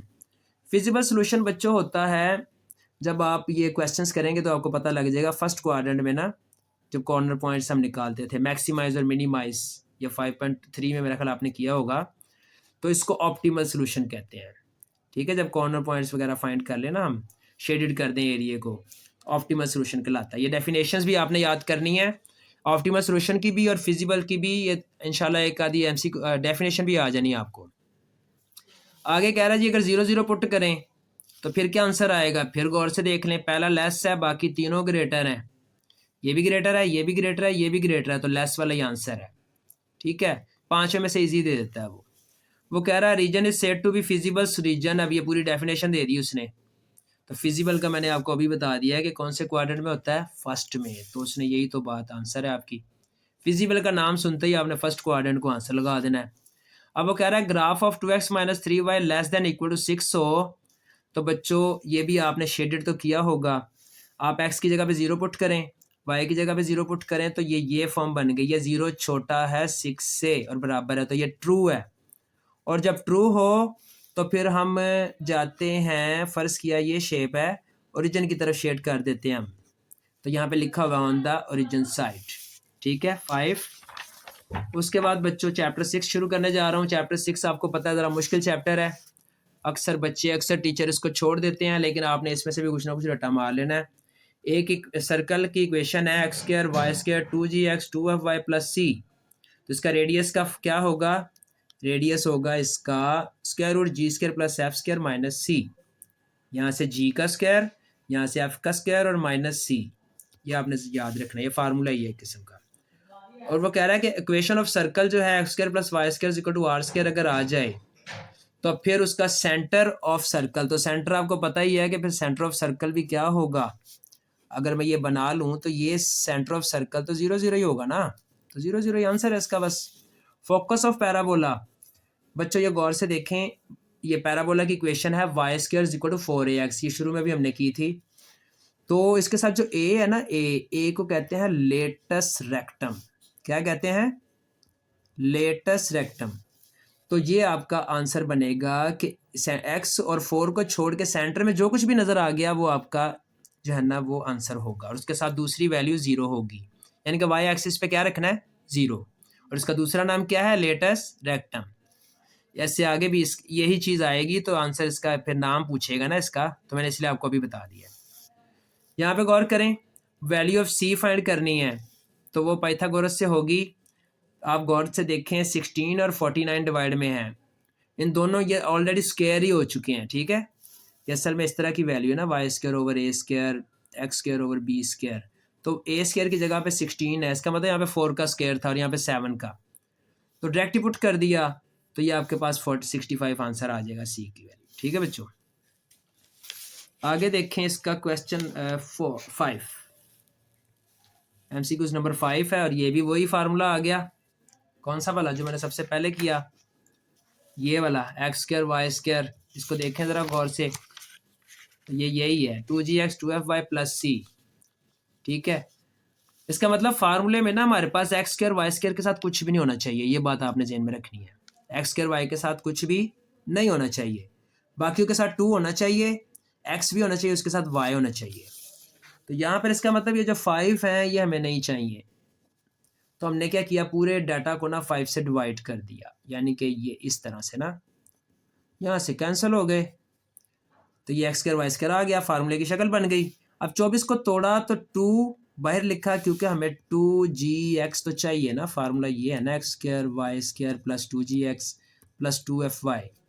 तो हमने बच्चों ये 2 को बाहर निकाला तो 12 फिर बचा ना, 12 टू द 24 होता है ना, तो ये 12 ओवर 5 आपको नज़र आ रहा है, ये 12 ओवर 5 आपका जी की जगह पर है, तो माइनस जी लिखते होते हैं इसका, ठीक है, सेंटर ऑफ सर्कल। तो माइनस का साइन लगा के ये आ गया। अगले 36 को तोड़ेंगे तो 2 18 होगा ना, तो माइनस 18 ओवर 5 आपका एफ आ गया माइनस के साथ। सेंटर ऑफ सर्कल में आपने माइनस जी माइनस एफ लिखना है। लेटेस्ट रेक्टम अभी आपको बताया, इसको आप शेप बनाएं ऐसी, वाई स्क्वायर 4x, तो 4 को छोड़ दें, x को छोड़ दें, तो 8 को तोड़ा था ना मैंने 8 को तोड़ा है, गौर से देख लें, 8 को तोड़ा 4 2 कर दिया, तो ये 2 है ना, ये हमारा लेटेस्ट रेक्टम है, ये मैंने आपको इससे पहले थोड़ी देर पहले बताया है, लेटेस्ट रेक्टम पूछा था उसने, ठीक है। और ये आपने जो है ना, ये फिर मैं बता रहा हूँ कि 9th में आप ये स्लोप वाला करके आए हैं, तो इसका जो आंसर है C = A ओवर M है, पैराबोला। अच्छा जी बच्चों, इसके बाद हमारा आखिरी चैप्टर स्टार्ट हो रहा है, और आखिरी चैप्टर को आप देखें, ये तो आपको बहुत अच्छा आता भी होगा। वेक्टर की डायरेक्शन चेंज हो जाए तो नेगेटिव हो जाता है, ये तो आप सबको पता है ना। तो A क्रॉस B था, तो फिर B क्रॉस A करूँगा तो फिर साइन क्या हो जाएगा, माइनस, ये इसका आंसर है, इसको टिक करना है आपने, ठीक है। मैग्नीट्यूड आप सबको आता है, नहीं आता तो ये देखें, आई के साथ 2 है, 2 का स्क्वायर ले लें प्लस -7 का स्क्वायर ले लें, तो ये क्या हो जाएगा 4, और वो क्या हो जाएगा 49, तो 53 बनेगा। ये आपका मैग्नीट्यूड आ गया। ये तो अगर आप ICS के स्टूडेंट हैं तो फिजिक्स में भी आपने सीखा होगा। PQ जो है बच्चों, PQ में क्या होता है, जो सेकंड वैल्यू वो पहले और फर्स्ट बाद में, यानी कि -1 -0 क्यू का पहले आएगा, -1 -0 और कोमा लगाना था, -6 -5, तो -1 -0 -1 ही बचा ना, और -6 -5 -11 हो गया, ये आपका आंसर है। उसके बाद वो कह रहा है A डॉट B, तो ये I माइनस जे मैंने लिख दिया और J प्लस K भी मैंने लिख दिया है। इन दोनों में से अगर आप गौर से देखेंगे ना बच्चों, तो दोनों के पास एक चीज़ ऐसी है जो मल्टीप्लाइंग हो रही है, बाकी ज़ाया हो जाते हैं। J और J, उसका कोएफिशिएंट क्या है, -1, उसका 1, तो ये आपका आंसर क्या आएगा फिर, A डॉट B -1। आगे projection of V along U, तो उसका फार्मूला क्या बनेगा, U डॉट V, और डिवाइड में जो बाद में वैल्यू आए ना वो डिवाइड के नीचे आती है। यूनिट वेक्टर का फार्मूला वैसे क्या है, वेक्टर पूरा ऊपर आ जाता है और नीचे उसका मैग्नीट्यूड होता है, ये होता है यूनिट वेक्टर का फार्मूला।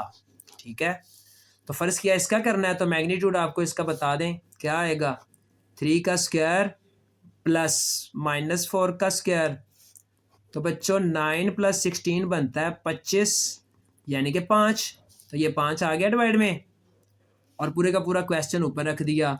ये भी एक क्वेश्चन है 7.1 में जो मैंने सॉल्व कर दिया आपको, कई क्वेश्चन इसने दिए हुए हैं बच्चों। चलें इंजॉय करें आप भी, तो मैंने आपको बहुत कुछ करवा दिया है। इसका 7 करने जा रहा हूँ बच्चों। वो कह रहा है कि A क्रॉस B अगर पैरेलल हो रही हो दो वेक्टर्स तो उसका आंसर 0 होता है। दो वेक्टर पैरेलल हैं, उसका A क्रॉस B क्या आएगा, 0। उसके बाद ये गौर करें 3J dot K cross I, तो इसमें आपको ये मैंने बना के दिखा दिया है वैसे, लेकिन अगर आप गौर करें ना, डायरेक्ट करना चाहें तो ये तो इतना टाइम आपके पास होना नहीं ना, तो आपने ये देखना है कि कोएफिशिएंट क्या है। कोएफिशिएंट एक ही नज़र आ रहा है 3, तो यही आंसर है आपका। ठीक है, ये वैसे मैंने सॉल्व कर दिया हुआ है, अगर आप डिटर्मिनेंट लेना जानते हैं तो आप फर्स्ट ईयर में करके आए, आता होगा आपको, तो आप इसका आंसर निकाल लेंगे, मैंने ये कर दिया हुआ है। ठीक है, तो वैसे इसका आपको अगर ये ना समझ लगे तो पहला होता है I, दूसरा होता है J, तीसरा होता है K। अब इसका गौर से देखें, J का है ना 3J, तो इसका मतलब इसका पहला और आखिरी 0 है, ये इस तरह की फॉर्म है, तो ये मैंने 030 लिख दिया है। अगले का K मौजूद है, यानी कि आखिरी मौजूद है, पहले दोनों 0 हैं, तो वो मैंने पहले दोनों 0 लिख दिए। अगले का I पहला मौजूद है, तो मैंने आखिरी दोनों 0 लिख दिए, ये इस तरह मैंने बना दिया। ये सवाल भी है, ये क्वेश्चन भी है इस तरह का। ठीक है, आप इसको कर सकते हैं, बल्कि आप जब करेंगे तो आपको आ जाएगा। कोसाइन लॉ आपको पता है, A डॉट B और A का और B का मैग्नीट्यूड है, ये तो फार्मूला है। तो लेंथ ऑफ वेक्टर जो है बच्चों, लेंथ मैग्नीट्यूड ही होता है, ये मैग्नीट्यूड आप सबको आता ही है, अभी मैंने करके दे दिया है। तो इसका आंसर क्या आएगा, 3। 2I - J + 2K का आंसर क्या आएगा, 3। ये मैंने कोशिश की है लेकिन मैं आप करूँगा नहीं, ये आप खुद करेंगे। अच्छा जी, इसके बाद इसका 11 देखें। इसका 11 में क्या कह रहा है, अगर 3 वेक्टर्स हों तो उनका वॉल्यूम फाइंड करना होना, तो बच्चों डिटर्मिनेंट फाइंड होता है। ठीक है, वॉल्यूम डिटर्मिनेंट से फाइंड होता है। टेट्राहेड्रन का जिक्र आ गया तो 1/6 से मल्टीप्लाइंग कर देना है। ठीक है, जो आंसर आएगा उसको 6 से डिवाइड कर देना आपने। Vector perpendicular to both vectors A and B, तो वो क्या होगा, A क्रॉस B। परपेंडिकुलर आ गया वेक्टर तो फिर A क्रॉस B आएगा। Area of triangle having A and B 2 sides, तो एरिया ऑफ ट्राइंगल आपको पता है। वैसे अगर एक मैं रेक्टेंगल का पूछूं तो लेंथ मल्टीप्लाइंग ब्रेड्थ होता है, ये तो आपको पता ही है ना। और अगर मैं आपसे कहूँ कि ट्राइंगल है तो फिर आप कहेंगे 1/2 लेंथ मल्टीप्लाइंग ब्रेड्थ। याद आ रहा है, या आपने 9th क्लास में किया हुआ है 15वें-16वें चैप्टर में। तो ये 1/2 AB आ गया क्रॉस में। ठीक है, लेकिन उसका आपने डिटर्मिनेंट लेना है, फिर 2 से डिवाइड करना है। ये लाइनों का मतलब डिटर्मिनेंट। ये पूरा क्वेश्चन ही है 7.4 का ना, 7वां सवाल, ये मैंने रेफरेंस दिया हुआ है, 7वां सवाल है, ये आप देख सकते हैं, और ये उसके सामने पड़ा हुआ है, इसको करने की ज़रूरत ही नहीं है, ये तो रटा है। ये सवाल आप करेंगे ना 7.4 का 7वां, तो ये आपके सामने दोनों चीज़ें आ जाएंगी। ठीक है, आगे कह रहा है वॉल्यूम ऑफ पैरेललोपाइप्ड। पैरेललोपाइप्ड की ये U की वैल्यू दी हुई है, V की और W की, तो इसका आंसर 48 है। मज़े की बात बताऊँ, ये एक एग्जाम्पल है। उस एग्जाम्पल में जब आप देखेंगे तो आप देखेंगे 48 आंसर आया होगा। सारी एग्जाम्पलें 7वें चैप्टर की देखें, उसमें आपको मेरा ख्याल है आखिरी वाले एक्सरसाइज से पीछे ये एग्जाम्पल शायद पड़ी होगी। तो आप इसको यूँ लिख लेंगे और उसके बाद आप 48 आपका आंसर आ जाएगा। डिटर्मिनेंट लेंगे तो आप, बल्कि वो एग्जाम्पल भी इंपॉर्टेंट है, कर लीजिएगा। फिर वो कह रहा है आई जे के, तो ये मैंने फिर इसको वैसे बनाने की कोशिश की है जैसे मैंने पीछे इसको किया था। ये वाला जो है ना, अब ये ऐसा ही है, फिर बना दिया मैंने। तो आप देखें आई पहला होता है तो पहला लिख दिया 1, उसका कोएफिशिएंट 1 है ना, तो जे के उसका 0 है। जे सेंटर में होता है तो उसका सेकंड 1 लिख दिया, पहला दूसरा 0। के आखिरी होता है तो उसका आखिरी 1 लिख दिया, पहले तो 0। इसको डिटर्मिनेंट लेंगे तो 1 आंसर आ जाएगा। आगे कह रहा है vector with magnitude 1 is called unit vector, जिसका मैग्नीट्यूड 1 होगा वो यूनिट वेक्टर कहलाता है। मूवमेंट ऑफ फोर्स, ये बल्कि अगर आप फिजिक्स के स्टूडेंट हैं तो फिर तो आपको मसला ही नहीं है, आर क्रॉस एफ। ठीक है बच्चों, ये इसका आंसर है। मूवमेंट ऑफ फोर्स का एक किस्म का फार्मूला ही समझ लें कि आर क्रॉस एफ है वेक्टर्स का। और ये है जी cos square alpha, cos square beta, cos square gamma, तीनों अगर कॉस के ही हैं और प्लस हो रहे हैं तो वो इक्वल टू 1 होते हैं। ये प्रूफ पड़ा हुआ है इस चैप्टर में। और आखिरी बात, अगर दो वेक्टर एक जैसे हो जाएं, जैसे आपने फर्स्ट ईयर में डिटर्मिनेंट में सीखा था 1 2 3 1 2 3, सेंटर चेंज है, कोई से दो जो है ना आपके कॉलम एक जैसे हो जाएं तो हम उसे क्या कर देते थे, 0। याद आ रहा है? कोई से दो कॉलम या कोई सी दो रो एक जैसी हो जाए तो हम इसे 0 कर देते थे ना। यहाँ भी तो वही है, क्योंकि ये इसका होना तो डिटर्मिनेंट ही है। जब इस तरह की सिचुएशन आ जाए तो डिटर्मिनेंट ही होता है ना, तो फिर उसका आंसर 2 और ए लिखा हुआ है तो इसका मतलब फिर 0 ही आंसर आएगा। ले जी बच्चों, मुझे लग रहा है कि आपको ख़त्म हो गया। शुक्र है, मेरा गला थक गया है। मैं अब उम्मीद करता हूँ कि आपको समझ आई होगी, और अगर आपको समझ आई है तो यकीनन बच्चों फिर दूसरों को भी बताइएगा। ये MCQs पे अब आपके सामने ही है, तकरीबन 1.5 घंटा तो मुझे डिलीवर करने में हो गया, और इसको बनाने में मुझे कितना टाइम लगा होगा। तो मेहनत जो है ना वो फिर जब भी, मैंने ये नहीं आपसे कहता कि मैं मेरा चैनल मोनेटाइज हो, लेकिन मैं ये ज़रूर चाहता हूँ कि किसी का फ़ायदा ज़रूर हो। ठीक है, जिसको ज़रूरत हो उसको तो ज़रूर बताएं। अल्लाह ताला आपका हामी और नासिर। अस्सलाम वालेकुम।